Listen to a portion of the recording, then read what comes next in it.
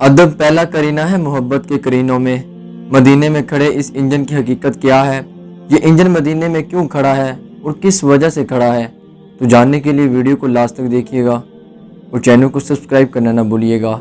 جزاک اللہ خیرہ۔ خلافت عثمانیہ کے 34ویں خلیفہ عبد المجید ثانی اپنے وقت کے بہت بڑے شاعر اور عاشق رسول گزرے ہیں۔ شعر رسول معظم لا اقسم بہذا البلد کا ادب کرنے لا ترفعوا اصواتکم فوق صوت النبی کی بولتی ہوئی سچی تصویر تھے۔ آپ کی طبیعت میں عشق رسول کوٹ کوٹ کر بھرا ہوا تھا۔ شعر رسول مدینہ شریف کا ادب اس قدر ملحوظ خاطر رکھتے تھے کہ وہ بے جان چیزوں کی آواز پر بھی غضبناک ہو جاتے تھے۔ آپ کے دور خلافت میں استنبول سے مدینہ شریف جانے کے لیے ٹرین شروع کی گئی۔ آج بھی وہ لائن مدینہ شریف میں بچھی ہوئی ہے اور ترکی ریلوے اسٹیشن کے نام سے مشہور ہے۔ اس زمانے میں ٹرین کا انجن کوئلے کا ہوا کرتا تھا۔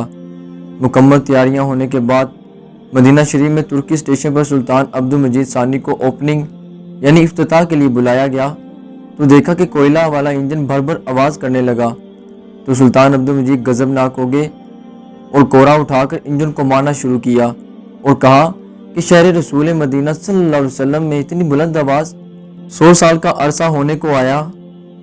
اس وقت سے جو انجن بند ہوا ہے وہ آج تک ایسے ہی مدینہ شریف میں رکھا ہوا ہے جو ترکی اسٹیشن سے مشہور ہے۔ اس قدر ادب کو انجن کی بلند آواز کو بھی شہر رسول محمد صلی اللہ علیہ وسلم میں پسند نہیں کرتے تھے تو سوچو وہ اپنے محبوب سے کس قدر محبت فرماتے ہوں گے۔ یہ عشق تھا، یہ ادب تھا جو ان کے سینوں میں موجود تھا۔ اللہ تعالی ہمیں بھی ایسا عشق و ادب اور شہر رسول صلی اللہ علیہ وسلم کی با ادب حاضری نصیب کرے، آمین۔ اور جتنا ہو سکے اس ویڈیو کو شیئر ضرور کیجیے گا